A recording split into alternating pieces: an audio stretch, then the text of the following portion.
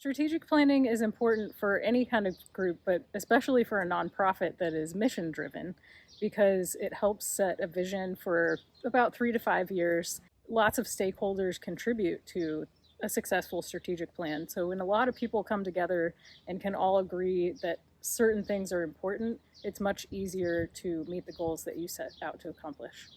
It's a very exciting time to be part of the strategic planning, to be able to see the planning that was set forth in 2015 and see that those goals were achieved is exciting, and then to be able to take where we are today and to develop them into new goals. How do we change directions or enhance the direction that we're moving to get the greatest impact for the Commonwealth of Kentucky? But one of those things that we could do is we could work on teacher development.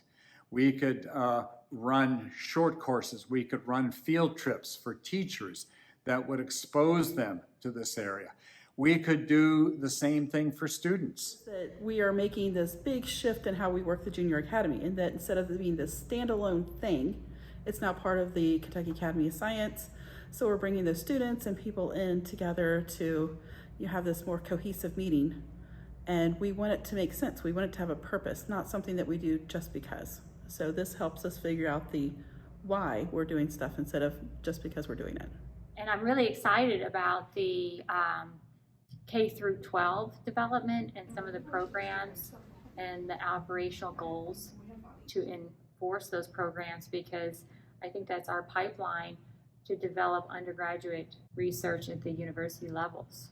How can we mobilize STEM educators in the primary and post-secondary education and immobilize them to go down and advocate for the need for enhancing and improving STEM education in the Commonwealth? Number one is, how do we increase the amount of time that science is being taught in the class? Not just science, but science literacy and science education.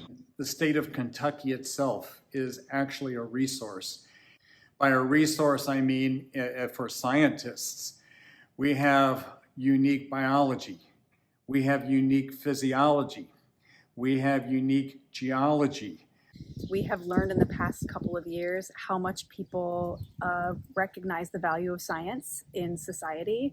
And we have a lot of members who care a lot about that and are really dedicated to elevating science in the world. I'm excited about what the Kentucky Academy of Science can do to allow those members ways of getting their research out to people, ways of engaging with the world and sharing with more Kentuckians about the great science that's happening in Kentucky.